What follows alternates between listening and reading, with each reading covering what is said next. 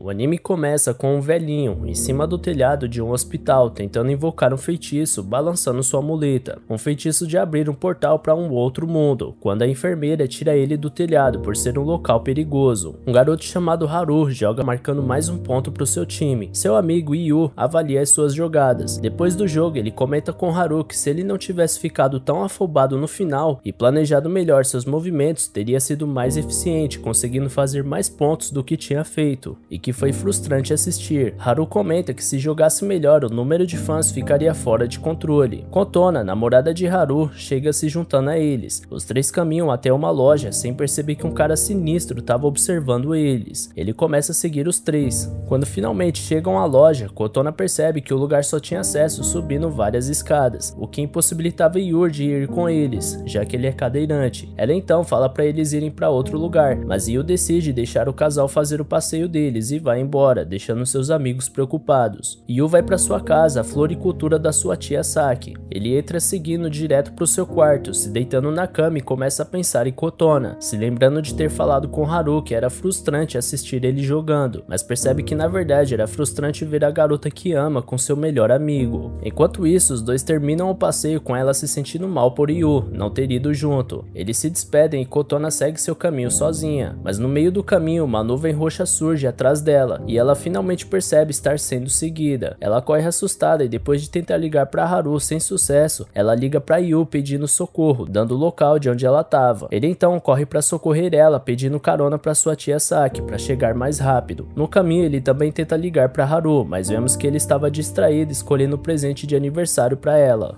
Sem conseguir falar com ele, Yu corre procurando por Kotona, mas quando encontra ela, ela já estava sendo atacada pelo sujeito misterioso. Ele corre para salvar ela, mas era tarde. O sujeito já tinha fincado uma faca em Kotona. Yu se desespera vendo ela ferida, quando finalmente Haru aparece. Ele chega a ver o cara fugindo, mas ele desaparece misteriosamente. Haru percebe que Kotona estava ferida e Yu, sem muito equilíbrio por causa das suas pernas, lutava para conseguir digitar o número da ambulância no seu celular, e desesperado pede ajuda para Haru. Mas ele entra em pânico e pega a Kotona para ele mesmo correr para levar ela ao hospital. Com o desespero, ele carrega ela para o meio dos carros, tentando atravessar uma grande avenida às pressas, e quando percebe, estava no meio da avenida com o caminhão em sua direção. Yu corre até eles e empurra Haru para longe. Os dois gritam caídos no meio da avenida, quando de repente eles aparecem em outro mundo, e percebe que Kotona desapareceu. Um cachorro, se é que podemos chamar assim, começa a latir para eles. Confusos, eles reparam melhor no lugar e percebem que aquele mundo tinha criaturas diferentes do nosso, onde algumas pessoas tinham cara de animais. Yu se levanta e Haru percebe um milagre. Yu estava caminhando. Ele não tinha mais deficiência nas pernas e conseguia andar normalmente. Eles se perguntam onde estavam e Haru pensa na possibilidade de aquelas criaturas serem fantasias, mas Yu avalia e percebe que é tudo muito realista para ser falso, e cria a teoria que eles devem ter parado em outro mundo. Eles deduzem que Kotona também deve ter ido para lá, mas em um lugar diferente. Haru fica preocupado de como ela deveria estar por conta da ferida, mas como Yu estava conseguindo andar, ele pensa que talvez as feridas sejam curadas no mundo que estavam, e Kotona provavelmente está bem. Eles então começam a procurar por ela, com o cachorrinho seguindo eles, e acabam indo parar em um bar. Yu pensa em escolher alguém do bar para perguntar se tinha visto Kotona, quando um homem com cara de cachorro começa a conversar com eles. Para aproveitar a oportunidade, eles perguntam ao homem se ele tinha visto Kotona. Meio bêbado, ele pede para eles descreverem ela. Eles então a descrevem dizendo que é uma menina de 17 anos, de cabelos curtos, e a mulher do bar comenta que ela tem a mesma idade da princesa Astrid. Eles veem uma foto da princesa e percebem que ela tem a mesma cara da Kotona e deduzem ser ela. Eles correm para o castelo para ver a princesa Astrid, pensando ser Kotona, que teria recebido essa nova identidade ao chegar naquele mundo, mas sendo cidadãos comuns, os soldados não permitem que eles se encontrem com a princesa. No castelo, vemos que a princesa estava amaldiçoada por um feitiço, com a vida dela por um fio. O rei, preocupado com sua filha, estava cada vez pior. Como se tratava de um feitiço tão poderoso que nem os melhores curandeiros do reino e nem Gnaus, o ministro da magia, não conseguiram fazer nada para a princesa, sua última esperança era a ordem do mestre Zilok, especialistas em desfazer maldições. Os empregados do castelo se perguntam como alguém tinha machucado a princesa, sendo que ela era protegida pelo Égide Real, fazendo com que todos que a machucassem pagassem com a mesma moeda. Quando a ordem do mestre Zilok chega, Yu Yu e Haru aproveitam a oportunidade para entrarem escondidos no castelo. Eles então começam seu trabalho para salvar Astrid, mas ao invés de conseguirem tirar sua maldição, eles são afetados por ela e explodem morrendo. Sem nenhuma esperança para salvar a princesa, o rei fica devastado.